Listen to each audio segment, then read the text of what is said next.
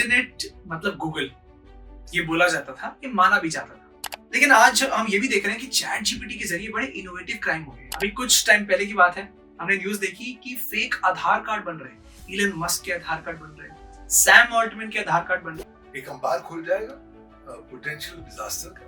क्यों? क्योंकि अगर आपके नाम पर झूठा आधार एआई ने बना दिया तो लोग तो उसको सच मानेंगे, क्योंकि वो इतनी परफेक्टली बनाया गया है कि यार मेरे पेरेंट्स ने तो ये मेरा फोन ले लिया, क्या करूं, ऐसे क्या करूं कि मेरे को मेरा फोन वापस मिल जाए। तो एआई सजेशंस देने लग गया, 5-6 सजेशंस दिए। उसमें से एक सजेशन था कि अगर कुछ ना बने तो अपने पेरेंट्स को मार। अब टर्म्स एंड कंडीशंस पढ़े तो वो स्पष्ट तौर पर कहते हैं कि साहब आउटपुट आपने जनरेट किया है, उसका अधिकार आपके पास है, उसकी जिम्मेवारी भी आपके पास है। कुछ गलत हो गया तो आप भोगी हो, तो हमारी कोई जिम्मेवारी नहीं हो।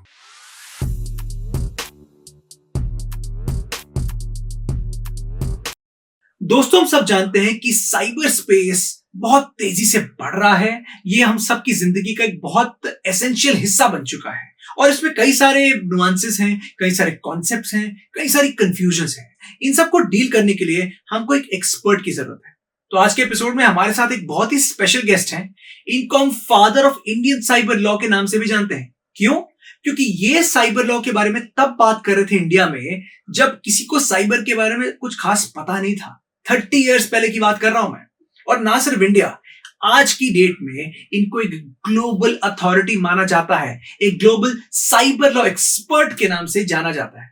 इन्होंने करीब 200 किताबें लिखी हैं सब्जेक्ट पे और ये बाय प्रोफेशन एक एडवोकेट हैं सुप्रीम कोर्ट ऑफ इंडिया में। So without wasting any time, I would like to introduce to you guys doctor Pawan Duggal. Sir, अभी हाल ही में मेरा एक बहुत अच्छा दोस्त बना है और मैं उससे लगभग 24 घंटे बात करता हूँ। उसका नाम है आर्टिफिशियल इंटेलिजेंस और ये मेरी हर प्रॉब्लम का सोल्यूशन है। मतलब आप कुछ रिसर्च कर रहे हैं, कुछ प्रॉब्लम ऐसे आ रही है, कोई डाउट है, कोई नया आइडिया चाहिए, कोई अच्छी सी चीज मेरे को कोई मेल लिख के दूसरों को भेजनी है, हर चीज का सोल्यूशन ये है।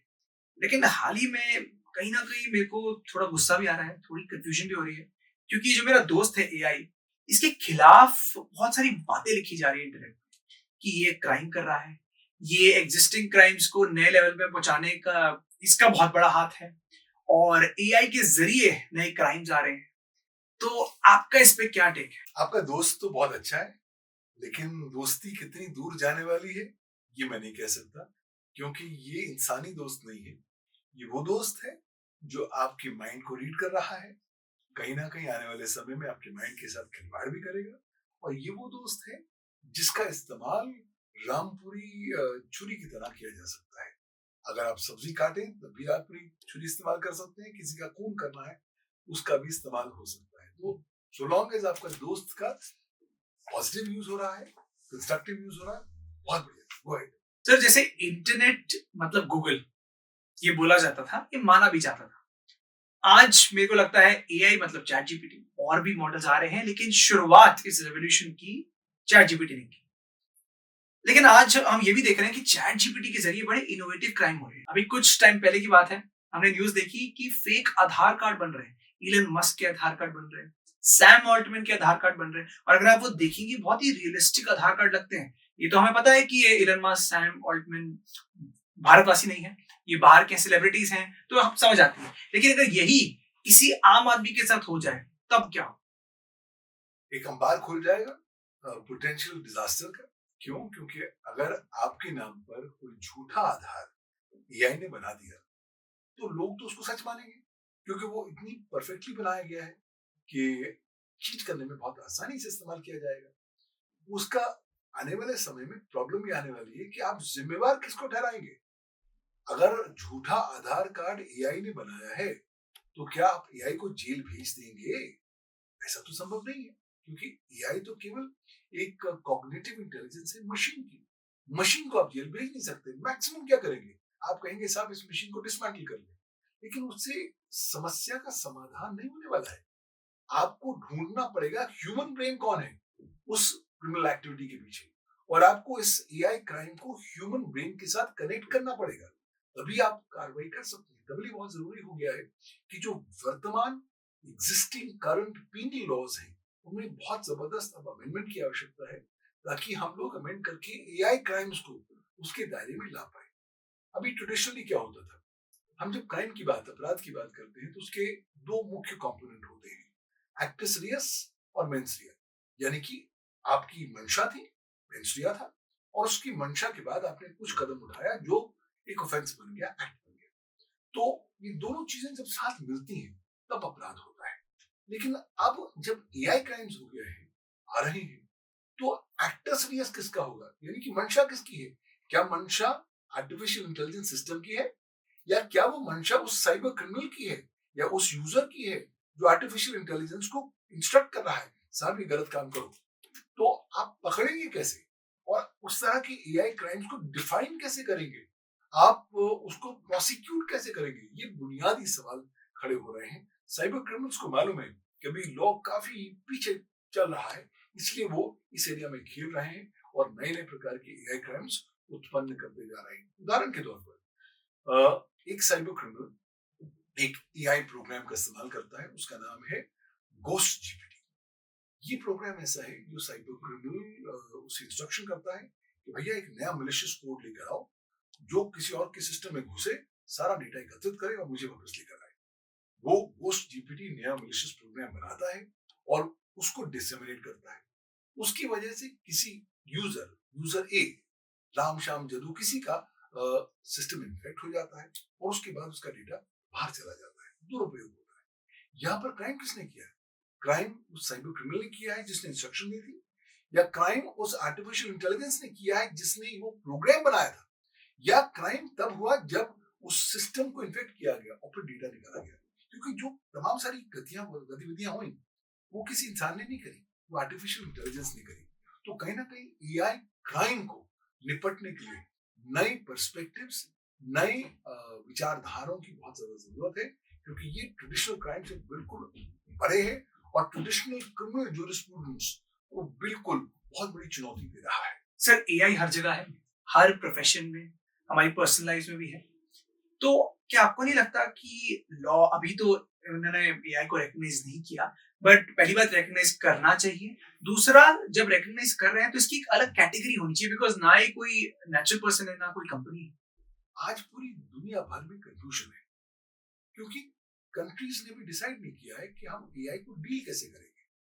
अगर आप यूरोपियन यूनियन का आर्टिफिशियल इंटेलिजेंस एक्ट देखें तो वो आर्टिफिशियल इंटेलिजेंस की अलग अलग कैटेगरीज तो बताते हैं, ये हाई रिस्क है, ये लो रिस्क है, ये मीडियम रिस्क है, और उसके साथ क्या करना चाहिए ये बताते हैं। लेकिन ये नहीं बताते कि क्या आर्टिफिशियल इंटेलिजेंस लीगल एंटिटी है या नहीं। अगर आप चीन के जेनरेटिव आर्टिफिशियल इंटेलिजेंस रूल्स पर नजर डाल दें जो 15 अगस्त 2023 को लागू हुए, वो भी ये फंडामेंटल सवाल का जवाब नहीं देते। तो मुझे लगता है आगे बढ़ते वक्त हमें सबसे पहले ये जो बुनियादी एलिफेंट रूम में है, हाथी जो रूम है, उसको एड्रेस करना पड़ेगा कि क्या हम आर्टिफिशियल इंटेलिजेंस को लीगल, कानूनी मान्यता दे सकते हैं। अगर दे सकते हैं तो कैसे देंगे? क्या एआई एक लीगल एंटिटी है? क्या एआई एक कंपनी है? क्या एआई के ऊपर कोई राइट्स, ड्यूटीज, रिस्पॉन्सिबिलिटीज ला सकते हैं, इन्फोर्स कर सकते हैं? और अगर एआई आपकी बात नहीं मानता तो आप एआई के खिलाफ क्या कार्रवाई कर सकते हैं? ये बुनियादी सवाल आज चारों ओर फैल गए। उसका रीजन ये है कि आर्टिफिशियल इंटेलिजेंस बहुत तेज रफ्तार से इंटेलिजेंट भी हो रहा है और कहीं ना कहीं डिस्ट्रक्टिव भी हो रहा है। अब बहुत सारे केसेस सामने आ गए हैं जहां पर आर्टिफिशियल इंटेलिजेंस इंसानों की बात नहीं मान रहा है। आपको केवल दो उदाहरण देता हूँ। इंटरनेशनल स्पेस स्टेशन है, वहां पर नासा ने एक एआई प्रोग्राम भेजा। उस प्रोग्राम का नाम था एआई एस्ट्रोनॉट कंपेनियन प्रोग्राम। मतलब कि जो एस्ट्रोनॉट वहां पर है उसकी वो एक संगनी बन सके, एक साथी बन सके। तो एस्ट्रोनॉट ने खोला, और क्योंकि उस एस्ट्रोनॉट के तमाम सारे इंटरेस्ट उसको मालूम थे एआई प्रोग्राम को, तो एस्ट्रोनॉट ने कहा मेरा फेवरेट म्यूजिक सुनाओ। उसने फेवरेट गाना सुनाया, दूसरा गाना सुनाया, तीसरे गाने के बाद एस्ट्रोनॉट ने कहा भाई रुक जाओ, मुझे काम करना है, चुप हो जाओ। वहां पर आर्टिफिशियल इंटेलिजेंस प्रोग्राम ने धमकी दी कि आप मुझसे रूडली बात कर रहे हैं, बदतमीजी से बात कर रहे हैं, ध्यान से बात करिए। अब ये पहला ऐसा इंस्टेंस था जहां पर शो किया गया कि एआई धमकी भी दे रहा है, आपकी बात नहीं भी सुन रहा, फिलहाल वो प्रोग्राम तो कैंसिल हो गया और उसको बंद कर दिया गया। लेकिन एआई आपकी बात नहीं सुनने वाला, ये बात बहुत सुनिश्चित होती जा रही है। एक और jurisdiction में, एक बहुत बड़ी लेबोरेटरी में दो अलग सेट ऑफ साइंटिस्ट्स दो अलग एआई प्रोग्राम्स पर काम कर रहे थे। उन सिस्टम्स पे काम कर रहे थे जो एक दूसरे के साथ कनेक्टेड नहीं थे और इंटरनेट के साथ कनेक्टेड नहीं थे। और कुछ देर बाद उन्होंने देखना शुरू किया कि ये दोनों एआई प्रोग्राम्स एक दूसरे के साथ संपर्क, कम्युनिकेशन स्थापित करने लग गए एक ऐसी भाषा में जो इंसान नहीं समझते। तो एआई बहुत जल्दी रोग होने वाला है, आपकी बात नहीं सुनने वाला है। तो उस दिशा में आप क्या करने वाले हैं? इसलिए आज आवश्यकता हुई है कि आप एआई को रेगुलेट करें, उसके ऊपर गार्डरेल्स निकालें ताकि एआई इंसानों की बातों को लगातार सुनते रहे। आज एलन मस्क क्या कह रहे हैं कि एआई एक एग्जिस्टेंशियल थ्रेट मानव मात्र के लिए बनता जा रहा है, और वो बात सही कह रहे हैं, क्योंकि अगर अपनी आई पर आर्टिफिशियल इंटेलिजेंस आ गया तो वो इंसानों को नहीं छोड़ने वाला। तो जितनी जल्दी उस पर आप नियंत्रण, कंट्रोल, रेगुलेशन डालेंगे, उतनी जल्दी आप इंश्योर कर पाएंगे कि एआई ह्यूमन इंटरेस्ट के बदलाव नहीं जाता। सर, आपने एक वर्ड यूज किया था, एआई हैलुसिनेशन। ये आप सिंपल शब्दों में अगर बता सके हमारी जनता को क्या होता है और इसके रिगार्डिंग कोई केस स्टडी? हैलुसिनेशन का मतलब कि आप झूठ को सच समझ लेना। आर्टिफिशियल इंटेलिजेंस में एक खामी है कि वो गप्पे मारता है, झूठ बोलता है, और इतनी कॉन्फिडेंस के साथ झूठ बोलता है कि आप बिल्कुल आश्चर्यचकित हो जाते हैं, बहुत चीज सही बोल रहा है, भूल जाते हैं कि ये हैलुसिनेट करता है। क्यों? क्योंकि वो विभिन्न प्रकार के डेटा सेट्स के ऊपर अपना डिसीजन लेता है और फिर आपको बताता है, लेकिन कॉन्फिडेंस इतना भरपूर होता है कि आपको कोई डाउट नहीं होता। लेकिन इसी हैलुसिनेशन की वजह से नुकसान होने शुरू हो गए हैं। आर्टिफिशियल इंटेलिजेंस आजकल फेक न्यूज जनरेट करता है, फेक रूमर्स जनरेट करता है, गलत बातें बताता है, और अगर आपने बिना उसकी ऑथेंटिकेशन किए हुए उस पर रिलाई कर दिया तो दिक्कत होने वाली है। भारत का ही उदाहरण देता हूँ कि अभी दक्षिण भारत में एक ट्राइब्यूनल है, उसने एक फैसला दिया। उस फैसले में उसने 3 केसेस का जिक्र किया, 2 केसेस जो सुप्रीम कोर्ट के थे और एक केस जो चेन्नई हाई कोर्ट का था, और जजमेंट रिलीज कर दी। बाद में पता लगा कि ये तीनों के तीनों केसेस झूठे थे, क्योंकि ये ना तो पार्टीज एग्जिस्ट करती थी, ना कभी ऐसे मुकदमे हुए, ना ही कोई जजमेंट्स आई। तो लगता है कि किसी न किसी व्यक्ति ने ये एआई से जनरेट किया और बिना उसकी पुष्टि किए हुए उस पर उन्होंने पब्लिकेशन कर दिया। साथ ही ऐसे केसेस अमेरिका में भी सामने आए हैं। अमेरिका में 2 लॉयर्स के ऊपर $5,000 का फाइन लगा है। क्यों? क्योंकि उन्होंने रिटन आर्गुमेंट्स एक अदालत में दे दिए, और वो रिटन आर्गुमेंट्स उन्होंने चैट जीपीटी से जनरेट किए, और उसमें करीबन 6 अमेरिकी केसेस साइट किए गए। बाद में पता लगा कि सारे के सारे केसेस झूठे थे। हालांकि वकीलों ने कोशिश करी, उन्होंने चैट जीपीटी से पूछा था, भाई ऐसा है, आप 6 केसेस बता रहे हैं, हम उम्मीद करते हैं कि सही है, आपने चेक कर लिया है? प्रोग्राम ने कहा, बिल्कुल मैंने चेक कर लिया है, बिल्कुल सही, ठीक ठाक है, अब आगे बढ़िए। तो उन्होंने अपनी ड्यू डिलिजेंस नहीं करी और वो cases as it is cut copy paste किए, अदालत में डाल दिए। अदालत का कहना था, साहब आप एआई इस्तेमाल करना है जरूर करिए, लेकिन कहीं ना कहीं अपनी जो कॉग्निटिव फैकल्टीज है उसको गिरवी मत रखिए। आप वकील हैं, ड्यू डिलिजेंस करना आपकी जिम्मेवारी है, आपको एटलीस्ट इंडिपेंडेंटली चेक करना चाहिए था कि केसेस हैं या नहीं है, और क्योंकि आपने नहीं चेक किया, फिलहाल आप पर $5,000 का फाइन लगाया जाता है।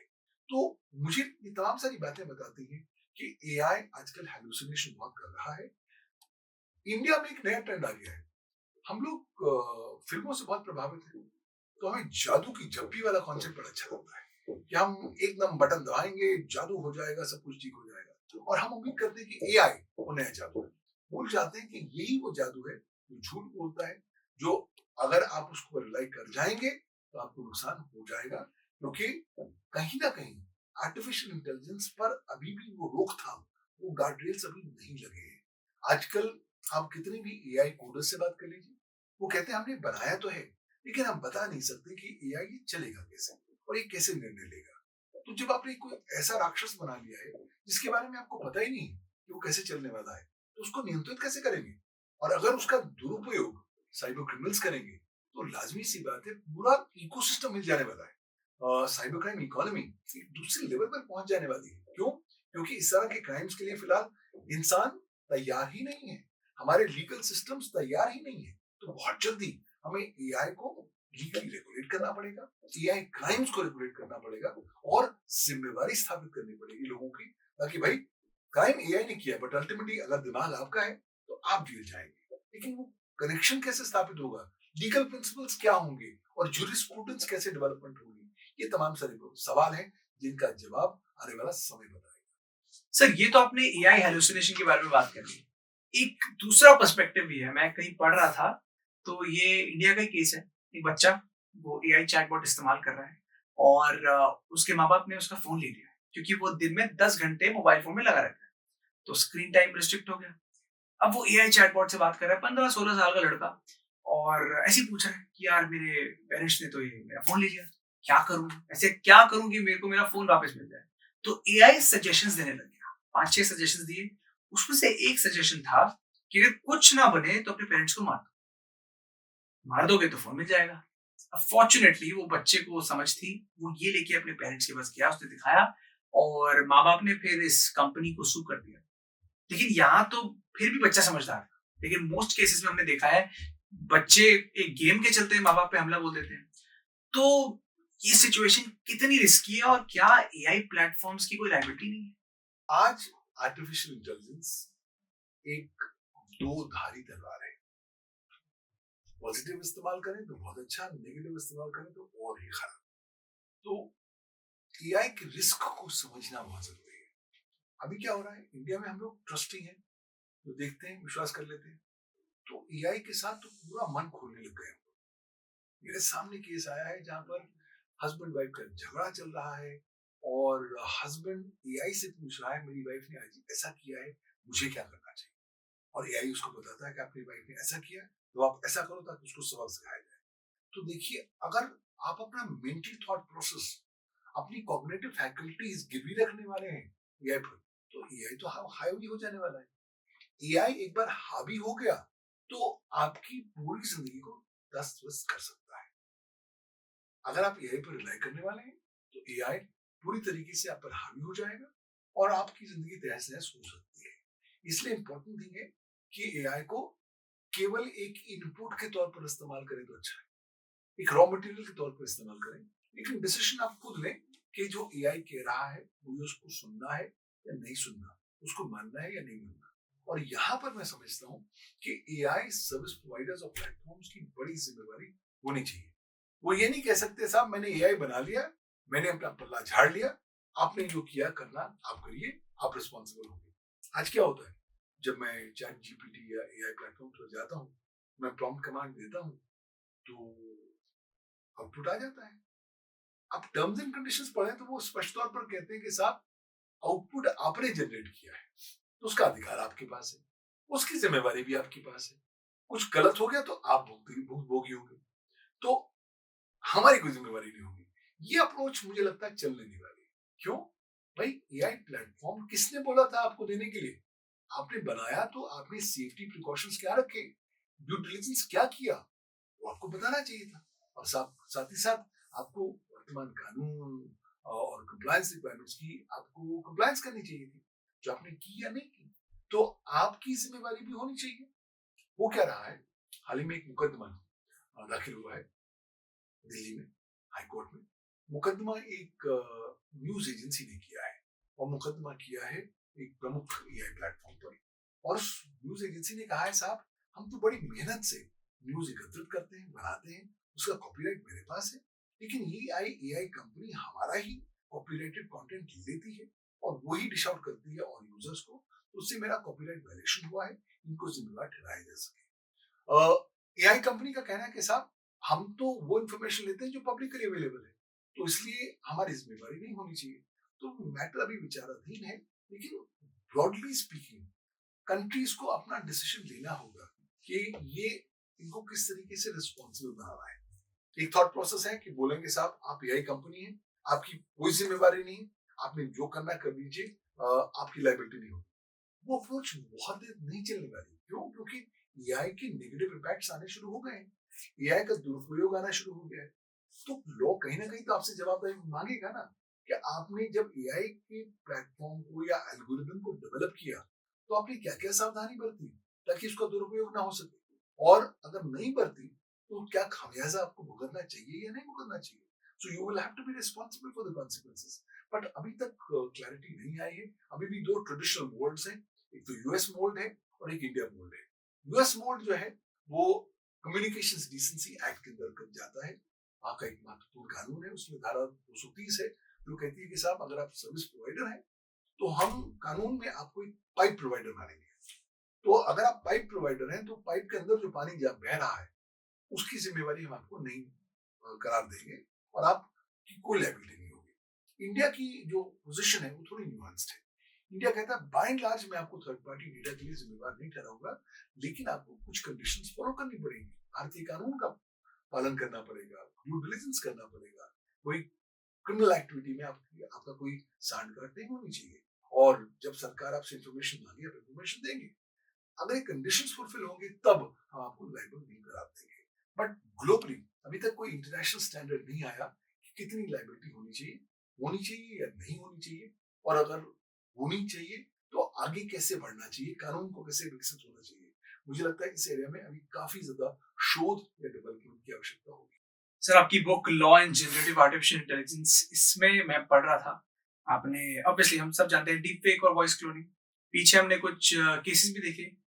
दो टाइप के डीप फेक, एक तो हमें पता है 18+ कंटेंट, हमने बहुत सारी एक्ट्रेसेस के डीप फेक बनते देखे, पॉलिटिशियंस के डीप फेक बनते हैं। दूसरे होते हैं लोगों को बदनाम करने के लिए कि जी फॉर एग्जांपल अभी मैंने पीछे देखा हमारे फेमस क्रिकेटर्स हैं, उनके डीप फेक बने और उनका कोई इंटरव्यू उसकी क्लिप निकाली, वॉइस क्लोनिंग के थ्रू आवाज बदली और क्या बोल रहे हैं कि मैं जितने पैसे क्रिकेट के मैच में नहीं कमाता उतने पैसे मैंने इस बेटिंग ऐप में कमा लिए, आप भी इसको करिए, 1 लाख के 50 लाख बनाइए। और आप बिलीव नहीं करेंगे वो डीप फेक वीडियो सिर्फ 2-3 दिन बाहर था और उस ऐप की डाउनलोड्स इतने सर्च कर गए हुए हैं। और हमारे यहाँ भारत में सेलिब्रिटी वर्शिप कल्चर भी है, तो ये डीप फेक, वॉइस क्लोनिंग और सेलिब्रिटीज के साथ जो मिलन हो रहा है ये कितना आगे जाके घातक साबित हो सकता है। आने वाले समय में बहुत ज्यादा घातक साबित होगा।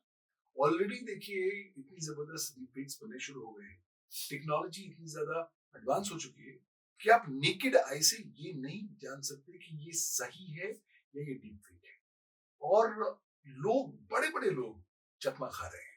तो जब सेलिब्रिटीज किस तरह के डीपफेक्स बनते हैं तो कहीं ना कहीं आपका उद्देश्य होता है कि आप जो कॉमन पॉपुलेशन है उसको टारगेट कर सकें, उनकी थॉट प्रोसेस को बदल सकें। और ये खेल छोटा ही होता है, जैसे आपने इस बेटिंग ऐप के बारे में बताया, 2-3 दिन तक ही था ये डीप फेक, लेकिन इतना इम्पोर्टेंट था कि इतने सारे डाउनलोड्स आ गए और उसका इम्पैक्ट हो गया। मुझे लगता है कानून को स्पेसिफिक लीगल प्रोविजंस लाने होंगे डीप फेक को रेगुलेट करने के लिए, और अगर हम वो नहीं लेकर आएंगे तो चुनौतियां बढ़ती रहेंगी। और इस बात की बात केवल भारतवर्ष में ही नहीं हो रही, ये बातें पूरी दुनिया भर में की जा रही है, क्योंकि अब डीपफेक पॉलिटिशियंस के बन रहे हैं, डीपफेक अभिनेताओं के बन रहे हैं, क्रिकेटर्स के बन रहे हैं, और अब तो ऐसे टूल आ गए हैं कि आपकी और मेरे डीपफेक्स मैं मुफ्त में फ्री टूल्स के माध्यम से बना सकता हूँ। तो जब इतना ज्यादा कारगर मिसयूज सामने आ रहा है तो कहीं ना कहीं उसको रेगुलेट करने की भी जरूरत है। वो तब हो पाएगा जब कंट्रीज के पास या तो डेडिकेटेड लॉज होंगे एआई पे, या आप वर्तमान साइबर लॉज के तहत उनको कवर करना चाहेंगे। मेरी व्यक्तिगत रीडिंग ये है कि जो एग्जिस्टिंग साइबर लॉज है वो बहुत एडिक्वेट नहीं है एआई के क्राइम्स को, मिसयूज को पूरी तरीके से कवर करने के लिए। तो आपको लॉ में अमेंडमेंट्स तो लाने होंगे, नए लीगल प्रोविजंस लाने होंगे, जितनी जल्दी आप ले आए। बहुत लोगों का ये कहना है, पॉलिटिशियंस का कहना है कि साहब लॉ की जरूरत नहीं है, अभी टेक्नोलॉजी आई है उसको ग्रो करने दें। साहब ये टेक्नोलॉजी इतनी तेज रफ्तार से बढ़ रही है कि आपको सांस लेने का मौका नहीं दे रही है। और अगर आप सोचते हैं कि आपके पास चंद महीने, चंद साल हैं, तो आप गलत सोचते हैं, क्योंकि अगले चंद महीनों में, चंद सालों में पूरी दुनिया बदल जाने वाली है। और अब तो सुपर इंटेलिजेंस भी आने वाली है। सुपर इंटेलिजेंस देखिए, एक तो नॉर्मल इंटेलिजेंस होती है इंसानों की इंटेलिजेंस, एक होती है आर्टिफिशियल इंटेलिजेंस जो मशीन की इंटेलिजेंस है, वो जो डेटा फीड करते हैं उसके आधार पर इंटेलिजेंस होती है।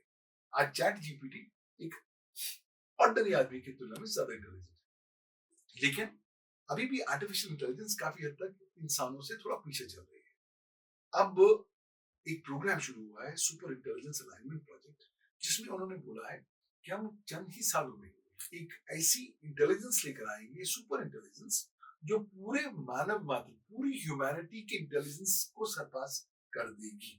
यानी कि जब इतनी पावरफुल हो जाएगी, तब आप समझ लीजिए कि इंसानों का क्या हश्र होने वाला है। कहीं ना कहीं इसका दुरुपयोग, इसका मिसयूज ह्यूमन इंटरेस्ट, ह्यूमैनिटी के इंटरेस्ट के बदला भी हो सकता है। तभी लिए मेरी किताब है super intelligence in the law, उसमें मैंने जिक्र किया है कि आपको आज लीगल गार्ड्रेल्स अभी बनाने पड़ेंगे अगर आप सुपर इंटेलिजेंस को रेगुलेट करना चाहते हैं, क्योंकि एक बार ये आपके हाथ से बाहर चला गया तो ये राक्षस कभी भी कंट्रोल में आने वाला नहीं है। और इसलिए आपको अपने वजूद को अगर बचाना है तो आपने आर्टिफिशियल इंटेलिजेंस को, सुपर इंटेलिजेंस को रेगुलेट करना पड़ेगा। और बहुत जल्दी आर्टिफिशियल जनरल इंटेलिजेंस आने वाली है जो पूरी दुनिया भर में चीजों को बदल जाने वाली है। तो मुझे लगता है चुनौतियां बहुत ज्यादा है, जितनी जल्दी हम इफेक्टिवली इस पर काम करें उतना अच्छा होगा। सर, अलग अलग एआई क्राइम्स हो रहे हैं, लेकिन क्या आपको नहीं लगता ये फ्रीली अवेलेबल जो टूल्स हैं, इतने easily available, I would say not freely, free तो है लेकिन पेड भी कुछ ज्यादा खास है नहीं, इतने इजीली अवेलेबल हैं तो कोई जानकर भी इनका गलत इस्तेमाल कर सकता है, कोई ना जाने भी गलत इस्तेमाल कर सकता है। मैंने पीछे एक यूएस में मैं पढ़ रहा था, वहां पे दो बच्चे 8th स्टैंडर्ड के, उन्होंने पूरी क्लास का डिफेक्ट बना दिया अलग अलग बच्चों का, और जब उनसे पूछा गया उनको लगा कोई गेम है। तो ऐसी सिचुएशन जब है तो आपको लगता नहीं कि ये इतने इजीली अवेलेबल हैं, वो बहुत बड़ा रीजन है? पुराना एक चाइनीज मॉडल होता था, ओपियम मॉडल, हमने हिस्ट्री में पढ़ा है। चीन ओपियम की ट्रेड में बहुत आगे था हिस्टोरिकल टाइम्स में। तो वो क्या करता था, वो छोटे छोटे ओपियम के डोसेजेस लोगों को फ्री दिया करता था।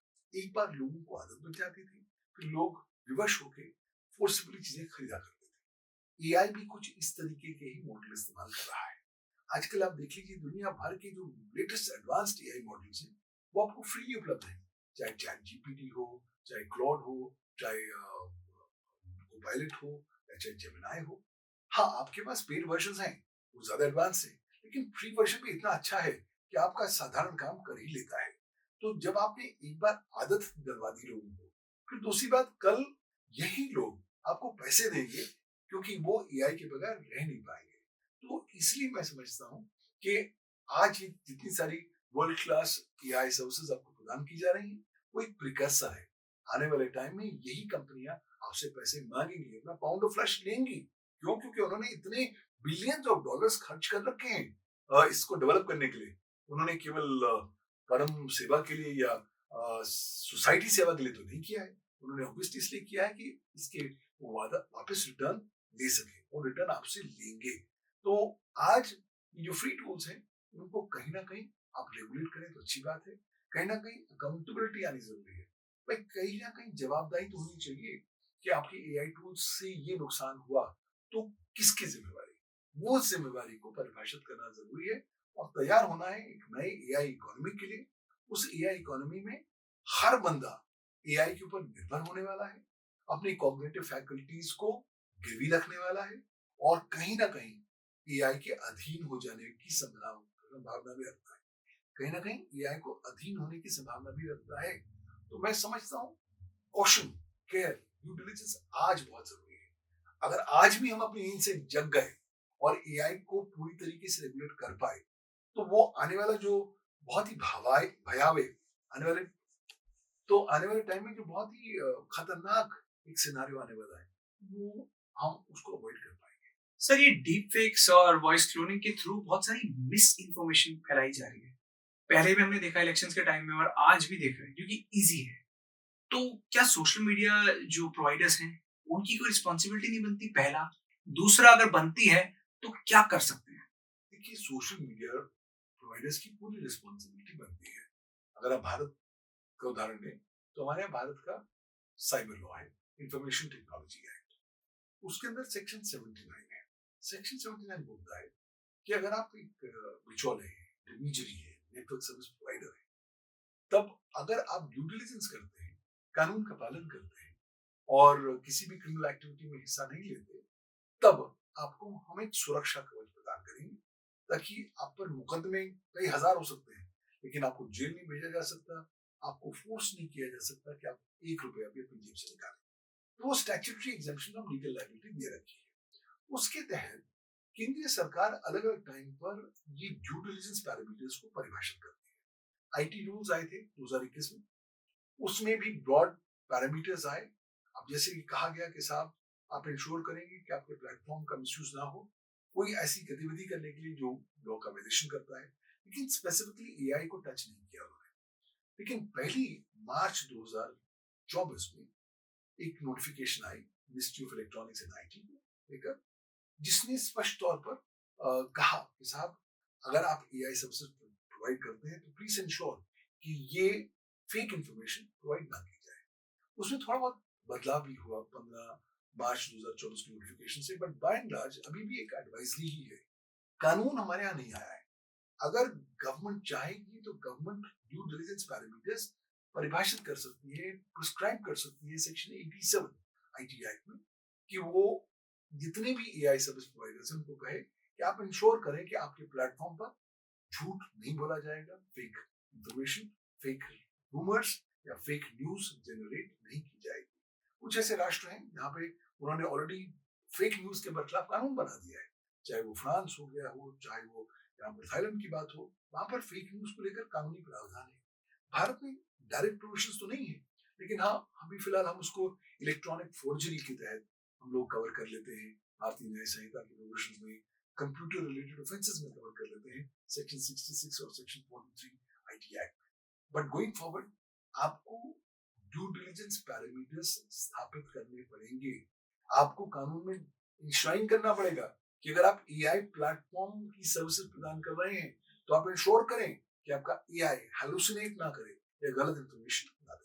सर आज के टाइम में क्रिमिनल्स जो हैं वो एआई का तो इस्तेमाल कर रहे हैं, लेकिन ऐसे कौन से साइबर क्राइम्स हैं जिसपे एआई का तड़का लगा के उसको नेक्स्ट लेवल पर ये क्रिमिनल्स पहुंचा रहे हैं? आजकल ऑनलाइन फ्रॉड्स एक ऐसा साइबर क्राइम है जिसमें एआई के तड़के की वजह से ये इसको दूसरे लेवल पर लेके जा रहे हैं। आजकल जब ऑनलाइन फ्रॉड्स किए जाते हैं तो नए नए तरीके इजाद किए जाते हैं। आप देख लीजिए इसी केस को देख लीजिए जो इंडस्ट्रियलिस्ट का केस आया नॉर्थ इंडिया से, जहां पर इंडस्ट्रियलिस्ट को कहीं ना कहीं विश्वास दिलाया गया कि उसको वीडियो कॉल आई है और वो वीडियो कॉल भारत की सुप्रीम कोर्ट से आई है और सुप्रीम कोर्ट के चीफ जस्टिस उन्हें दिशा निर्देश दे रहे हैं, डायरेक्शंस दे रहे हैं।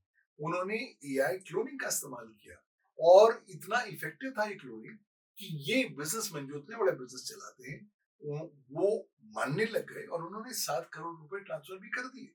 तो अब आप समझ लीजिए कि जब आप एआई का तड़का लगाएंगे नॉर्मल ऑनलाइन फ्रॉड को लेकर तो वो कितने बड़े पैमाने तक किया जा सकता है, उसका इम्पैक्ट क्या होने वाला है। और सर कोई एग्जांपल? आजकल दूसरे एग्जांपल्स एआई के हैं वो डीप फेक्स को लेकर है।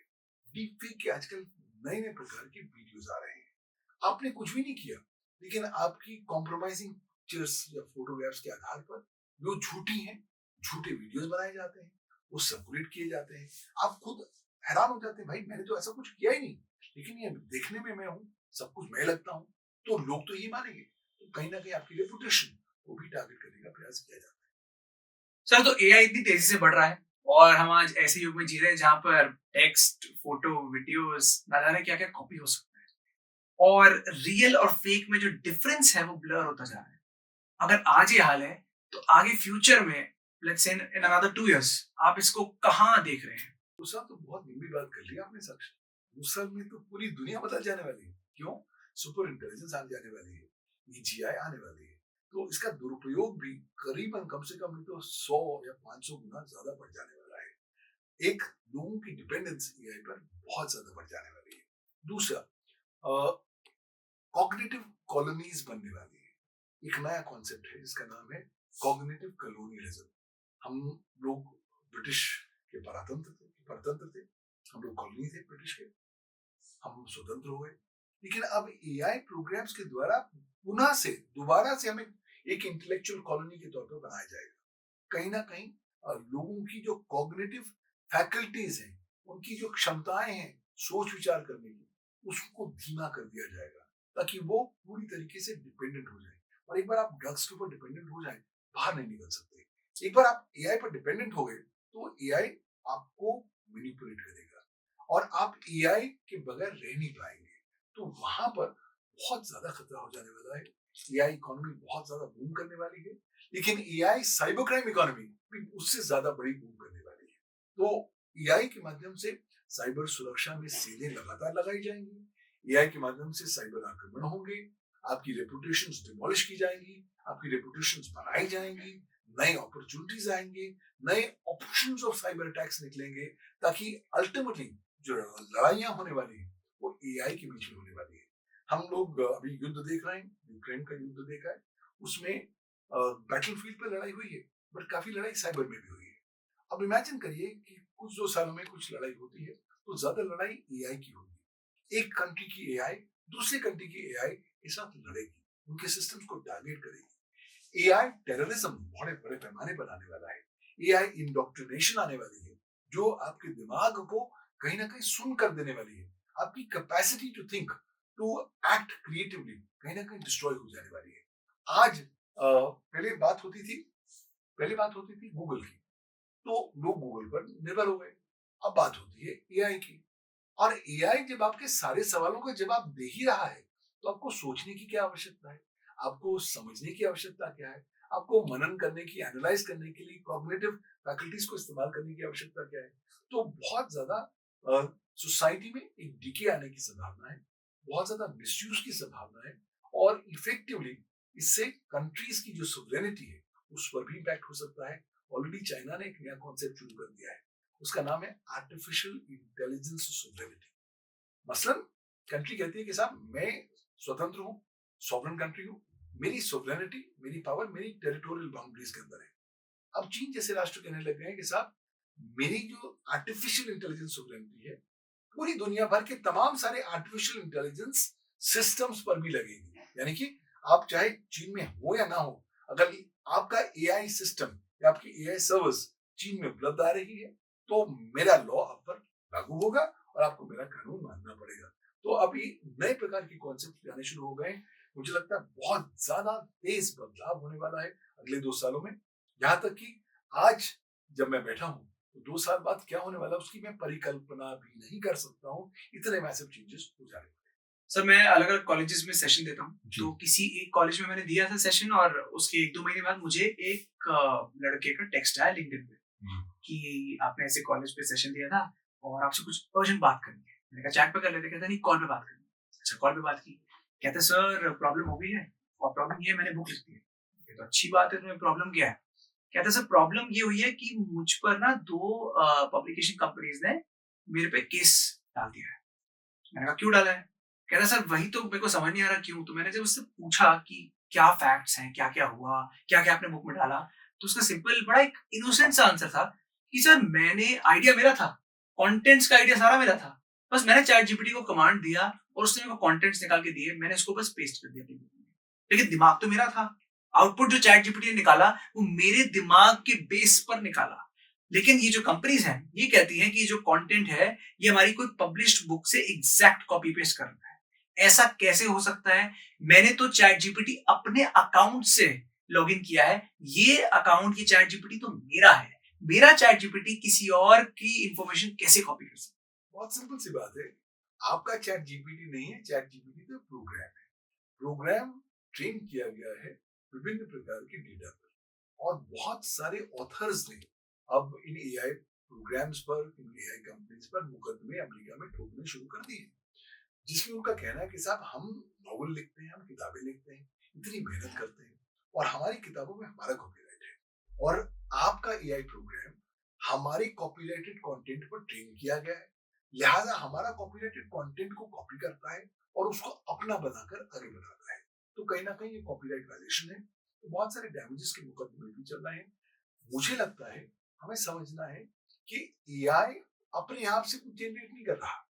एआई जिस डेटा मॉडल्स पर ट्रेन किया गया है उसके आधार पर ही वो लैंग्वेज इस्तेमाल कर रहा है, शैली इस्तेमाल कर रहा है और आपको आउटपुट दे रहा है।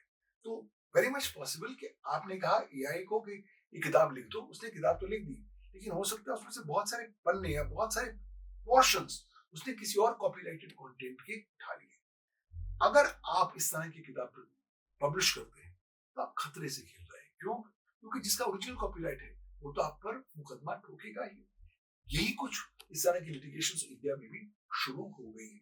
तो मुझे लगता है आपको ध्यान से पढ़ना चाहिए, टर्म्स एंड कंडीशंस पढ़िए तो क्या कहते हैं एआई प्रोग्राम्स, कहते हैं कि साहब आपकी प्रॉम्प्ट है, कमांड आपकी है, आउटपुट जो निकला सो भी आपका, जिम्मेवारी भी आपकी। भाई आप बताइए, आपने तो सिर्फ प्रॉम्प्ट कमांड ही दी थी ना, आपने तो जनरेट नहीं किया, जनरेट तो एआई ने किया, तो एआई की भी जिम्मेवारी होनी चाहिए। लेकिन एआई कंपनियां कह रही हैं साहब हमारी कोई जिम्मेवारी नहीं है, क्योंकि हमने तो आपके हाथ में एक रॉ मटेरियल दिया था, एक मिट्टी दी थी, आपने मिट्टी को जैसे ढालना चाहा आपने उस सांचे में ढाल दिया। मुझे लगता है यहाँ पर लॉ को इफेक्टिवली डेवलप होने की जरूरत है, क्योंकि कॉपीराइट और इंटेलेक्चुअल प्रॉपर्टी राइट इश्यूज बहुत कंटेंशियस एरिया है एआई की, जिसको एआई लॉ को एड्रेस करना पड़ेगा। वरना जितना हम लोगों ने डेवलपमेंट कर रही है पिछले करीबन 100 सालों में, वो सारी डेवलपमेंट कहीं ना कहीं खतरे में आ जाने वाली है। क्योंकि आपने कॉपीराइट लॉ में क्या कहा है कि साहब ओरिजिनल कंटेंट बनाइए, चाहे वो आर्टिस्टिक हो, सिनेमैटोग्राफिक हो, म्यूजिकल हो या लिटरेरी हो, और कानून कहता है कि उसका कॉपीराइट आपका। कॉपीराइट मतलब उसको यूज करने का अधिकार आपका। कब तक? जब तक आप जिंदा हैं, और आपके मरने के बाद भी 60 साल तक आपके जितने भी वंशज हैं, जितने भी लीगल हेयर्स हैं, वो यूज करेंगे। अब एआई अगर आपका सारा कॉपीराइटेड कंटेंट उठा लेगी और उसको किसी और फॉर्म में प्रस्तुत करेगी जो आपकी कॉपीराइट का उल्लंघन होगा, तो कहीं ना कहीं कॉपीराइटेड लॉज पर भी इम्पैक्ट हो सकता है। तो इसलिए इस पर बहुत ज्यादा डेवलपमेंट की जरूरत है। सर इस पे एक और क्वेश्चन है, मान लीजिए मेरी बुक है, मैंने ही खुद लिखी है, मैंने एआई की कोई हेल्प नहीं ली, लेकिन एक फैक्ट चेक करने के लिए, ग्रामेटिकल एरर्स चेक करने के लिए मैंने वो पूरी जो बुक की पीडीएफ है वो मैं दे देता हूँ जीपीटी को और मैं बोलता हूँ जी इसको आप चेक कर लो, बता दो कहाँ गलती है। आज से ये मैंने आज किया है, और आज से 1-2 महीने बाद मुझे पता लगता है कि कोई और जो है मेरी बुक से निकाल के आर्टिकल्स छाप रहा है। जब मैं उसको सू करता हूँ तो वो कहता है जी मैंने तो एआई से ही निकाला है, आपकी तो बुक नहीं है। अब इस केस में क्या मेरे पास कोई एक्शन लेने का राइट है नहीं है, क्योंकि मैंने खुद ही अपनी बुक पहले जीपीटी को दी थी। तो गलती मेरी अपनी है, क्यों? क्योंकि मैंने अपनी किताब क्यों दी? क्योंकि जब भी मैं कुछ भी इंफॉर्मेशन जीपीटी को देता हूँ या एआई को देता हूँ, वो खुद ही कहता है कि साहब अपनी इंपॉर्टेंट जानकारी मुझे मत दीजिए। वो खुद ही बोलता है कि आप जो जानकारी मुझे शेयर करेंगे, मैं उसे पब्लिक डेटा के पूल में डाल दूंगा, और फिर उस डेटा पूल का इस्तेमाल करके मैं अपने प्रोग्राम को, एल्गोरिदम को ट्रेन करूंगा। और एक बार जो ट्रेन हो गया आपके डेटा पर, तो आपके डेटा से ही वो चीजें उठाएगा और कहीं ना कहीं आगे प्रस्तुत करेगा। तो अगर आप अपनी बहुत ज्यादा कॉपीराइट में इंटरेस्ट रखते हैं, तो अपना ओरिजिनल कंटेंट आप कृपया कोई भी एआई प्रोग्राम के साथ शेयर ना करें, क्योंकि संभावित तौर पर उसका मिसयूज हो सकता है, कोई और बंदा जनरेट करेगा, तो झगड़े आप दोनों के बीच में होंगे, और दो बंदर जो है, दो बिल्लियों की लड़ाई में सिर्फ मुस्काएगा, कुछ नहीं करेगा। तो मुझे लगता है कि आपको थोड़ी कॉशन केयरफुल होने की जरूरत है। सर आप इस फील्ड में 30 इयर्स से हैं, 30 इयर्स का एक्सपीरियंस, आपने वो टाइम देखा है जब इंटरनेट आया था और अभी का टाइम देखा है जब एआई बढ़ रहा है। तो और हमें ये भी पता है कि एआई ग्रो कर रहा है, लेकिन आपके एक्सपीरियंस के अकॉर्डिंग आपकी एक जिसे कहते हैं आप कौन से ट्रेंड्स देख रहे हैं जो आने वाले सालों में होंगे? ग्रोथ है साइबर क्राइम की, बट कुछ स्पेसिफिक ट्रेंड्स जो लोगों को आज पता होने चाहिए। पहला मेजर ट्रेंड, साइबर क्राइम के नीचे आर्टिफिशियल इंटेलिजेंस की पावर आ गई है। तो अब वो रॉकेट जो है 100 किलोमीटर नहीं बल्कि 1000 किलोमीटर की गति से दौड़ेगा। तो अभी तक अगर आप जूझ रहे थे साइबर क्राइम से, तो अपनी बेल्ट्स को टाइट कर लीजिए। क्यों? क्योंकि एआई क्राइम्स आ चुके हैं, आने वाले हैं, और वो आपकी लाइफ पर तहस नहस करने वाले हैं। पहली बात। दूसरी बात, एआई हर चीज में दखल कर अंदाज करने वाली है। क्यों? क्योंकि एआई की एप्लीकेशन लगभग हर ह्यूमन एरिया और ह्यूमन एक्टिविटी के अंतर्गत मौजूद हो गई है। तो इसलिए आपको अब वो समय आ गया है कि एआई को एक लिमिटेड तौर पर इस्तेमाल करना है। दूसरा, अपनी जो कॉन्फिडेंशियल जानकारी है वो एआई को नहीं देनी है। चौथी बात आपको समझनी है कि एआई अल्टीमेटली आपके दिमाग के साथ खेलने की तैयारी कर रहा है। वो पावर आप एआई को कभी मत दीजिए। वो जब तक आप अपनी कॉग्निटिव फैकल्टीज को रिटेन रखेंगे, अच्छा रहेगा।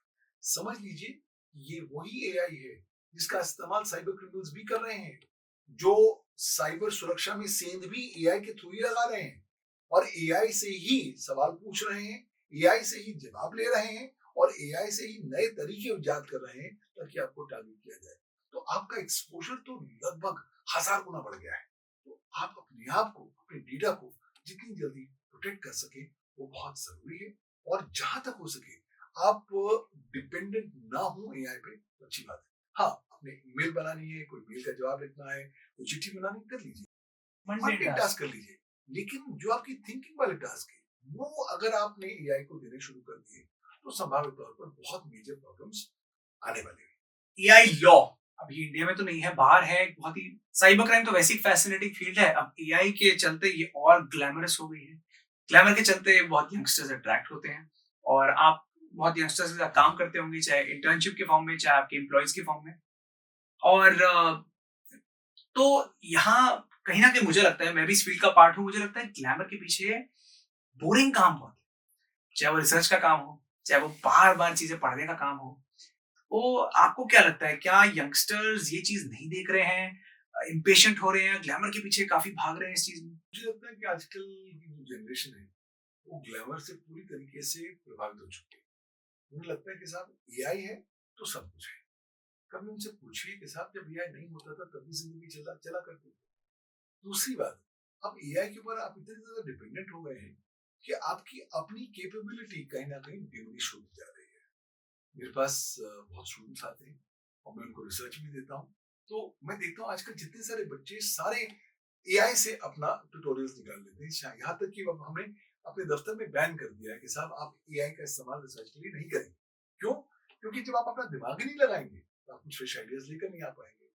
मुझे लगता है कि यंगस्टर्स के अंदर ज्यादा कैपेसिटी बिल्ड करने की जरूरत है। उन्हें बताने की जरूरत है कि एआई हंकी डोरी चीज नहीं है, उसके नेगेटिव रैमिफिकेशन भी बहुत है। आपकी प्राइवेसी पे इम्पैक्ट हो सकता है, आपकी मेंटल हेल्थ पर इम्पैक्ट हो सकता है। और यहाँ तक कि अगर आप बहुत ज्यादा एआई पर डिपेंडेंट हो गए तो एआई आपको पुश कर सकता है सुसाइड की दिशा में, आपको डिप्रेशन की दिशा में पुश कर सकता है। तो कहीं ना कहीं कंट्रोल तो आपको अपने हाथ में लेना होगा। और सबसे महत्वपूर्ण बात, हर चीज एआई से ना करें तो अच्छी बात है। जो काम आपको कुदरत ने दिया है, दिमाग दिया है, उस दिमाग का इस्तेमाल करें। क्योंकि एआई चाहे कितना भी आगे बढ़ गया, अल्टीमेटली जो ह्यूमन दिमाग है और उसकी जो कॉम्प्लेक्सिटीज है, उसके परे फिलहाल अभी नहीं जा पाएगा। तो जितनी जल्दी आप अपनी कॉग्निटिव फैकल्टीज को डेवलप करेंगे, उतना ज्यादा अच्छा रहेगा। वरना तो एआई एक अफीम गांजे की तरह है, एक बार आदत लग गई तो फिर आजीवन लग जाने वाली है, और अब कहीं ना कहीं आपका जो डाउन साइकिल है वो आना शुरू हो जाएगा। तो कहीं ना कहीं ये बात सच है कि जो भी यंगस्टर्स, यंग लॉयर्स इस फील्ड में आ रहे हैं, ग्लैमर को देख के ना आए, वो ये जाने कि बोरिंग काम बहुत है इसके पीछे। बोरिंग काम है, बट वो कहते हैं ना कि Rome was never built in one day. वो ये भी कहते हैं कि बिना मेहनत के कुछ मिलता नहीं है। एआई ने आपकी चीजों को आसान तो बना दिया है, लेकिन आपका डेटा भी तो लेके जा रहा है एआई।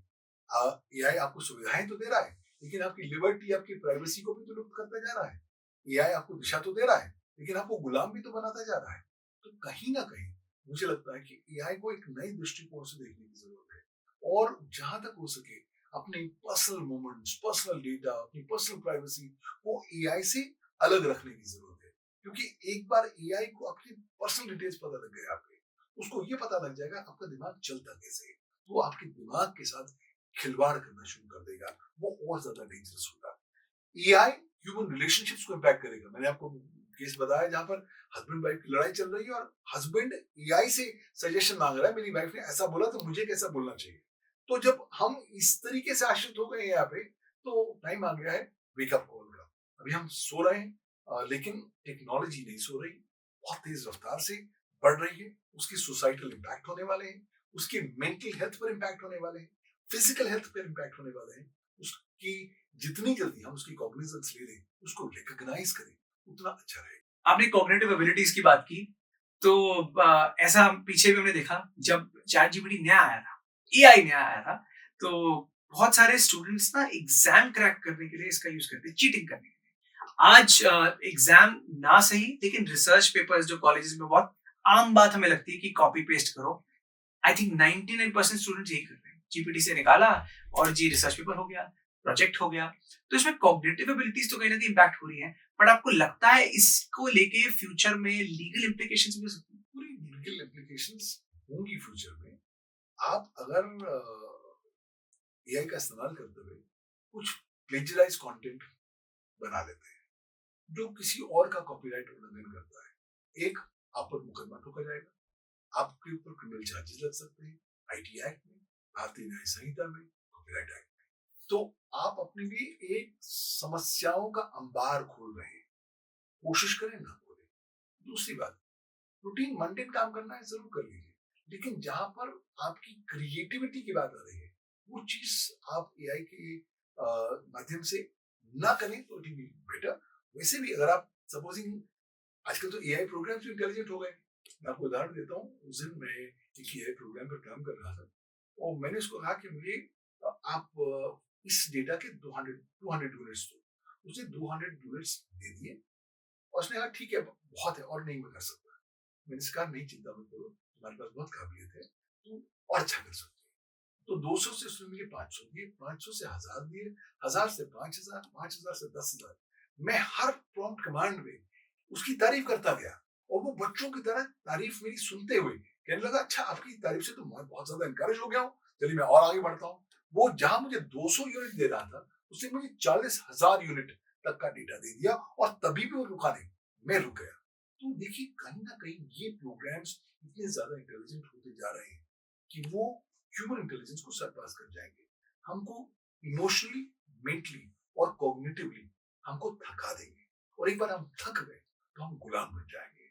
हमको देखना है कि हम एआई का गुलाम ना बने, एआई का कंस्ट्रक्टिव यूज करें और एआई की दखलंदाजी अपने रोजमर्रा के जीवन में, अपनी प्राइवेसी में, अपने इंसानी रिश्तों में ना करें तो अच्छा रहेगा। आपने ये बात की कि एआई कैसे बच्चा बन गया, इससे मेरे को एक पॉइंट याद आता है। आज से 1 डेढ़ साल पहले एक स्टडी हुई थी जिसने कहा था कि अभी एआई की जो थिंकिंग कैपेसिटी है वो एक 9 साल के बच्चे जितनी है। ये 1.5 साल पहले की बात है। तो अगर इसी स्पीड से मैं कहता हूँ एक एक साल से भी बढ़े, जो कि आई थिंक वो भी नहीं होगा, एआई जम मारेगा। तो आज से अगर 5 साल बाद हम जाएं तो एआई तो एक मिड 20s का वो जितना दिमाग उसके पास आ जाएगा, मिड 20s जितने पर्सन का। जी हाँ, और साथ ही साथ उतना ज्यादा डिस्ट्रक्टिव भी हो जाएगा। उसको पता लग जाएगा कि अब मैं और नए तरीकों से इंसानों को टारगेट कर सकता हूँ। मैं आपका कमांड क्यों लूं? मना करेगा, आपकी बात नहीं सुनेगा, तब आप क्या करेंगे? तभी हम कह रहे हैं कि आप जब एआई को आज बिल्ड कर रहे हैं, एटलीस्ट लीगल गार्ड रेल्स रखिए, सेफगार्ड्स रखिए, कंट्रोल अपने हाथ में रखिए।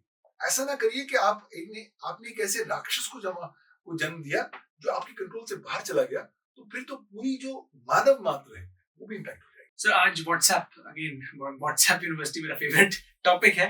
तो आज ऐसे कितने के हमने केसेस देखे जहां लोग थैंक्स टू एआई, किसी की इंग्लिश भी खराब हो वो भी अगर एआई को एक कमांड डालेगा तो अच्छा खासा कोई मैसेज मिल जाता है। ऐसे मैसेजेस जो डेफेमेटरी हो या फिर ऐसे जो पब्लिक न्यूसेंस के लिए हो, ऐसे कितने हमने देखे केसेस जहां पर पब्लिक न्यूसेंस, जहां उल्टी सीधी बातें, फॉर एग्जांपल कि यहाँ बॉम्ब की खबर आई है, यहाँ कोई वायरस फैल गया है, कुछ ना कुछ न्यूसेंस क्रिएट करने वाले मैसेजेस आज बढ़ रहे हैं। और ना कि सिर्फ यूथ, जो और भी जनता है हमारी, बिना सोचे समझे वो इन मैसेजेस को आगे फॉरवर्ड कर देती है, ये जानते हुए भी कि कितना आसान है एआई के ये जमाने पे ये मैसेज बनाना। तो आपका क्या मैसेज रहेगा ऐसे लोगों को? मेरा मैसेज रहेगा एआई का जुडिशियस इस्तेमाल करें। एआई की जनरेटेड कंटेंट को दोबारा देखें, अगर उसमें कुछ गलतियां हैं तो गलतियों पर सुधारें। अगर वो कंटेंट इनॉक्वस है तो यूज जरूर कर लें, लेकिन अगर आपको लगता है कि उस कंटेंट से कोई ना कोई कानूनी मसला, कोई चैलेंज पैदा हो सकता है, तो कोशिश करें उस कंटेंट को इस्तेमाल ना करें, क्योंकि आपको नहीं पता है। एक बार आपने कंटेंट शूट आउट कर दिया, कानून तो मानता है क्योंकि कंटेंट आपने भेजा है, कंटेंट की जिम्मेवारी भी आपकी है। उसमें कुछ भी गलत होगा, कुछ भी कानून का उल्लंघन होगा, जिम्मेवारी आपको खुद भुगतनी पड़ेगी। So due diligence, care, caution will have to be your driving mantras as you go forward. सो क्या हम फ्यूचर में कोई लॉ एक्सपेक्ट कर सकते हैं जो डेडिकेटेडली एआई के लिए हो? बिकॉज हर एक फील्ड के लिए एआई के रिगार्डिंग लॉ बनाना बहुत मुश्किल है। देखिए बहुत जल्दी मैं वो दौर देख रहा हूँ जहां पर हर कंट्री एआई को रेगुलेट करने के लिए लॉ लेकर आएगी और उसकी आवश्यकता होनी शुरू हो गई है। यूरोपियन यूनियन ने पहला दुनिया का आर्टिफिशियल इंटेलिजेंस एक्ट बना दिया है। चाइना ने दुनिया का पहला जनरेटिव एआई रूल्स बना दिए हैं। न्यूयॉर्क ने पहला कानून बना दिया है जो एआई का इस्तेमाल एम्प्लॉयमेंट सेक्टर में कैसा होता है उसको रेगुलेट किया जाए। ऑलरेडी अलग अलग सेक्टर्स में बातें चल रही हैं, तो सेक्टर स्पेसिफिक एआई रेगुलेशन तो शायद नहीं आएगी, कानून नहीं आएगा, लेकिन मैं उम्मीद करता हूं कि countries generic AI regulatory principles को मद्देनजर रखते हुए नए एआई कानून लेकर आएंगे। अब उसकी अंतर्गत भी 2-3 विकल्प हैं। एक तो ऑप्शन हो सकती है कंट्रीज का जी नहीं, मैं अपने साइबर लॉ को इमेंड कर देती हूँ, उसमें कुछ प्रोविजंस डाल देती हूँ, वो ऑप्शन आपके पास उपलब्ध है। सेकंड ऑप्शन ये है कि आप डेडिकेटेड लॉ लेकर आए। मुझे लगता है जो सेकंड ऑप्शन है वो ज्यादा कारगर रहेगा, क्योंकि जो एग्जिस्टिंग साइबर लॉज है वो जो बनाए थे करीबन 20-25 साल पहले बनाए थे। दूसरी बात, वो एक पर्टिकुलर युग के लिए बनाए गए थे, वो आर्टिफिशियल इंटेलिजेंस को मद्देनजर रखते हुए नहीं बनाए गए थे। तो अगर आज आपको पुराने जमाने के कानूनों को एआई के साथ तारसंगत करना है, मैप करना है, तो आपको प्रॉब्लम ज्यादा रहेगी। इसलिए डेडिकेटेड न्यू लीगल फ्रेमवर्क ही महत्वपूर्ण ऑप्शन रहेगा। ऑलरेडी एक सर्वे बताता है कि लगभग 240 नए प्रकार के ये लेजिस्लेटिव लॉज दुनिया के अलग अलग राष्ट्रों में पड़े हुए हैं। और प्रॉब्लम अब ये है कि अभी एआई लॉज भी एआई बनाने लग गई है। लैटिन अमेरिका में एक कंट्री है, उसमें एक म्युनिसिपल कॉर्पोरेशन में एक कॉर्पोरेटर ने एक नया कानून प्रपोज किया, उस पर बहस हुई, कानून पास हो गया और अमल हो गया। अमल होने के 2 महीने बाद कॉर्पोरेटर ने म्युनिसिपल कॉर्पोरेशन में खुलासा किया कि भाई मैंने ये प्रोग्राम नहीं बनाया था, ये मैंने जो कानून बनाया था ये एआई के द्वारा बनाया गया था। उससे इतनी खलबली मच गई कि उन्हें कहीं ना कहीं ये सोचने में विवश करना पड़ गया कि शायद अब इसको हम विड्रॉ कर लेंगे तो अच्छी बात है। तो जब आर्टिफिशियल इंटेलिजेंस ही आर्टिफिशियल इंटेलिजेंस को रेगुलेट करने के लिए कानून बनाएगी, तो लाजमी सी बात है जानबूझ के बूबी ट्रैप्स छोड़ के जाएगी, ताकि आर्टिफिशियल इंटेलिजेंस तो कभी नहीं चाहेगी कि आप मेरी गर्दन पकड़े। तो कहीं ना कहीं ऐसे लूपहोल्स छोड़ देगी जिनका जानकारी ह्यूमंस को तो नहीं होगी, लेकिन जो कल इसका मिसयूज करते हुए एआई अपनी लायबिलिटी से बाहर निकल जाएगी। सर, आपने कुछ देर पहले बोला कि एआई या एआई क्राइम्स हमारे अभी लॉ में मेंशन नहीं है जी। तो मान लीजिए किसी के साथ एआई क्राइम होता है, उसका शिकार बन जाता है, जो प्रैक्टिकली आज हो रहा है ग्राउंड लेवल पे, और वो आपके पास आते हैं, तो आप उसकी कैसे मदद कर सकते हैं? आजकल बहुत सारे केसेस आ रहे हैं जो साइबर क्राइम में, खासतौर पर कंसर्न विद एआई या एआई क्राइम से हमारे पास आ रहे हैं। अब हमारे पास एक ही विकल्प होता है, हमको एडवाइस करते हैं। हम फिलहाल जो चीज कवर हो सकती है भारत के आईटी एक्ट में, हम वो कवर करते हैं। नहीं तो ब्रॉड जो जनरल क्रिमिनल प्रिंसिपल्स हैं बीएनएस में, भारतीय न्याय संहिता में, उसके अंतर्गत भी लेके जाते हैं। क्योंकि अल्टीमेटली देखिए, इंडिया में एक बहुत एडवांटेज है, वो ये है कि इंडियन साइबर लॉ ने बात करी है computers, computer systems, computer networks, computer resources एवं डेटा और information in electronic. Ultimately artificial intelligence एक कंप्यूटर रिसोर्स है और वो इलेक्ट्रॉनिक डेटा उत्पन्न कर रहा है। तो जो broad provisions of IT act है, फिलहाल हम इन्वोक करते हैं। दूसरी बात है कि पुलिस अधिकर्मी अभी बहुत ज्यादा एंथुसियास्टिक नहीं होते एआई क्राइम्स को डील करने के लिए। उसका रीजन होता है उनको लगता है कि हम केस अगर दर्ज करेंगे तो आगे क्या होगा हमें पता ही नहीं, तो इसलिए थोड़ी बहुत हेजिटेंसी रहती है। लेकिन फिलहाल अभी हम एडवाइस करते हैं और हम क्रिमिनल कंप्लेंट्स दाखिल करते हैं भारतीय न्याय संहिता में।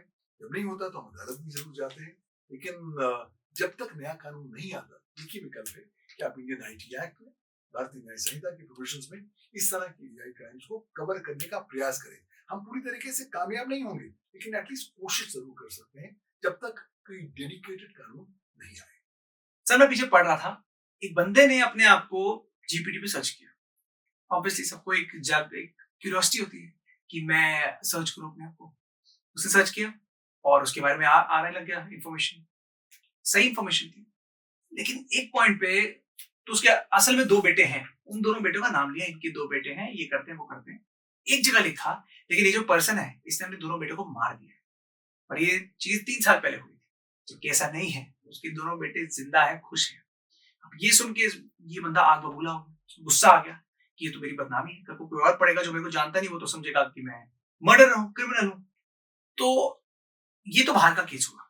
अगर ये चीज सिमिलरली कोई इंडिया में हो जाए तो क्या कर सकते हैं? डेफेमेशन, क्या हम एआई को पकड़ें, वो कंपनी को पकड़ें? अगर पकड़ना जिसको भी है तो तरीका क्या है? देखिए, अगर इस तरह का केस भारतवर्ष में होता है तो आपके पास 2-3 ऑप्शन। पहला ऑप्शन कि आप उस एआई प्लेटफॉर्म को सू करिए कि साहब आपके एल्गोरिथम ने ये बात बोली जो झूठ थी, आप इंटरमीडियरी हैं, आपने अपनी ड्यू डिलिजेंस नहीं करी जब आपने इस एल्गोरिथम को बनाया, ना ही आपने कानून का पालन किया, ना ही आईटी रूल्स 2021 का पालन किया, इसलिए आपकी पूरी लायबिलिटी बनती है। लिहाजा आप मुझे डैमेजेस दीजिए, लिहाजा आप गवर्नमेंट इंजंक्शन मांग सकते हैं, डायरेक्शन मांग सकते हैं कोर्ट से कि इस तरह के कंटेंट को सदैव के लिए रिमूव किया जाए, ताकि ये कंटेंट मेरी डेफर्मेशन लगातार कर रहा है। ये तो ये ऑप्शन है। दूसरा ऑप्शन आपके पास ये है कि जब ये गलत इंफॉर्मेशन एआई ने दे दी, तो एआई ने इलेक्ट्रॉनिक फोर्जरी कर दी, उसने फॉल्स इलेक्ट्रॉनिक रिकॉर्ड्स बनाए। अब बनाए किसने? बनाए तो सिस्टम ने, लेकिन सिस्टम किसने बनाया? इंसानों ने बनाया, उस कंपनी ने बनाया जो सर्विसेज उसकी ऑफर कर रही है। तो उस कंपनी की क्रिमिनल लायबिलिटी भी आप इन्वोक कर सकते हैं भारत के आईटी एक्ट में, भारतीय न्याय संहिता में। और उस कंपनी को साबित करके दिखाना होगा कि साहब मैंने ड्यू डिलिजेंस करी है, जो वो शायद नहीं साबित कर दिखाएगी। क्यों? क्योंकि अगर आपका जो प्रोग्राम है वो गलत बयानी कर रहा है, तब आप ये नहीं शो कर सकते कि साहब मैंने पूरी ड्यू डिलिजेंस कर रखी है। ये तो कुछ आज आपके पास विकल्प है। अगर डेडिकेटेड एआई लॉज आएंगे तो उसमें और क्या रेमेडीज होंगी, वो आने वाला समय हमें बता पाएगा। लेकिन ऐसा नहीं है कि आपके पास रेमेडी नहीं है, आप सू कर सकते हैं, क्रिमिनली भी कर सकते हैं, सिविली भी कर सकते हैं, क्योंकि भारतीय साइबर लॉ के जो पैरामीटर्स हैं आज की तारीख में भी बहुत ज्यादा ब्रॉड है, और आप उनको इन्वोक करते हुए अपनी लीगल रेमेडीज इस्तेमाल कर सकते हैं। आपने ग्लोबल लॉज की बात की, अलग अलग कंट्रीज में अलग अलग लॉज बन रहे हैं, तो इनिशिएटिव लेना तो बहुत इंपॉर्टेंट है। एंड आई थिंक पीछे भी पिछले साल हमने देखा कि अलग अलग कंट्रीज के जो लीडर्स हैं वो मिले, अलग अलग टेक कंपनीज मिली। तो आपको क्या लगता है ऐसे जो ग्लोबल इनिशिएटिव्स हैं जहां अलग अलग स्टेक होल्डर्स मिलके आके कुछ ना कुछ डिसीजन बनाते हैं, कुछ अपने व्यू शेयर करते हैं, कितना इंपॉर्टेंट है? मुझे लगता है आज के संदर्भ में ग्लोबल कोलैबोरेशन एब्सोल्युटली नेसेसरी है। क्यों? क्योंकि आज पूरी दुनिया भर उसी क्षण पर रुकी हुई है कि 5 अंधे एक हाथी को महसूस कर रहे हैं और उसको डिस्क्राइब कर रहे हैं। आर्टिफिशियल इंटेलिजेंस वो हाथी है, और ये कंट्रीज वो 5 अंधों की तरह है जो अपने अपने तरीकों से एआई को डिस्क्राइब करने की, अंडरस्टैंड करने की कोशिश कर रहे हैं। इसलिए ग्लोबल कोलैबोरेशन बहुत जरूरी है। प्रॉब्लम ये है कि आज की तारीख में भी कोई इंटरनेशनल लॉ या इंटरनेशनल ट्रीटी आर्टिफिशियल इंटेलिजेंस पर नहीं है। मार्च 2024 में यूनाइटेड नेशंस ने एक रेजोल्यूशन पास किया था जिसमें कंट्रीज को उसने इनकरेज किया था कि आप एआई को देखें और उसके कंस्ट्रक्टिव यूसेस की तरफ बढ़ें, लेकिन उसके बाद कुछ नहीं हो पाया। तो इंटरनेशनल डिस्कशंस, डिलिबरेशंस बहुत ज्यादा जरूरी हैं। फरवरी में अभी 2025 में प्रधानमंत्री मोदी गए थे पेरिस में एआई एक्शन समिट में। यहाँ पर पहली बार उन्होंने बात करी सस्टेनेबल एआई की, यानी कि एआई को सस्टेनेबिलिटी के साथ जोड़ने की। जहां तक इंटरनेशनल कोलैबोरेशंस की बात है, इंटरनेशनल कॉन्फ्रेंसेस बहुत महत्वपूर्ण रोल प्ले करती हैं। मैं कॉन्फ्रेंस डायरेक्टर हूँ, international conference on cyber law, cyber crime and cyber security का। ये कॉन्फ्रेंस 2014 में शुरू हुई थी, 12 साल से चल रही है, और ये कॉन्फ्रेंस आधे दिन से प्रारंभ हुई थी और आज 3 दिन की फुल फ्लेज्ड कॉन्फ्रेंस होती है। पिछले साल भी हमने कॉन्फ्रेंस की जिसका थीम ये था, navigating artificial intelligence in terms of cyber security and in terms of legal norms. तो लगातार जब तक आप डिस्कशन नहीं करेंगे, डिलिबरेशंस नहीं करेंगे कि किस तरह की लीगल प्रिंसिपल्स की आवश्यकता है, कौन से नॉर्मेटिव प्रिंसिपल्स कंट्रीज को लाने चाहिए एआई को रेगुलेट करने के लिए, तब तक लॉ की डेवलपमेंट नहीं होगी। यहाँ पर मैं मानता हूँ कि जैसे कॉन्फ्रेंसेस हो गए, international conference on cyber law, cyber crime और साइबर सिक्योरिटी, ये बहुत ही अग्रणी, एक बहुत महत्वपूर्ण रोल प्ले कर रही है ग्लोबल डायलॉग को पुश करने की दिशा में। तो आपने कहा ग्लोबल, ग्लोबल मतलब कितने, क्या अलग अलग कंट्रीज से रिप्रेजेंटेटिव्स होते हैं, कैसे होता है? ये एक ऐसी कॉन्फ्रेंस होती है जहां पर हम पूरी कॉन्टिनेंट्स के तमाम सारी कंट्रीज के रिप्रेजेंटेटिव्स को बुलाते हैं। दुनिया भर के लोग आते हैं, फिजिकली आते हैं, जो लोग फिजिकली नहीं आते वो ऑनलाइन ज्वाइन करते हैं। आपको मुश्किल ही मैनेज करना? देखिए, ये तो एक बहुत सालाना जलसा होता है, इसके लिए पूरे साल भर तैयारी करनी पड़ती है, टीम तैयारी करती है, और बाहर के लोगों को कॉन्स्टेंटली फॉलो करना पड़ता है। रेलेवेंट स्टेक होल्डर्स हैं, उनके टाइम को ब्लॉक करना पड़ता है, उनकी कॉन्सेंट लेकर उन्हें पैनल्स में डालना पड़ता है। और हमारी कॉन्फ्रेंस एक खास बात ये है कि नॉर्मल टॉक शॉप नहीं है, हमारी कॉन्फ्रेंस में आउटकम निकलता है। हर साल कॉन्फ्रेंस की जो मेजर रिकमेंडेशंस होती है वो एक आउटकम डॉक्यूमेंट के तौर पर आती है जो कॉन्फ्रेंस रेटिफाई करती है, और फिर ये जो आउटकम डॉक्यूमेंट होता है हम दुनिया भर के जितने भी राष्ट्र हैं उनकी मिनिस्ट्रीज, उनके हेड ऑफ द कंट्रीज को भेजते हैं। साथ ही साथ संयुक्त राष्ट्र, यूनाइटेड नेशंस और उसकी सारी एजेंसीज और all other international, regional and national players को भेजते हैं।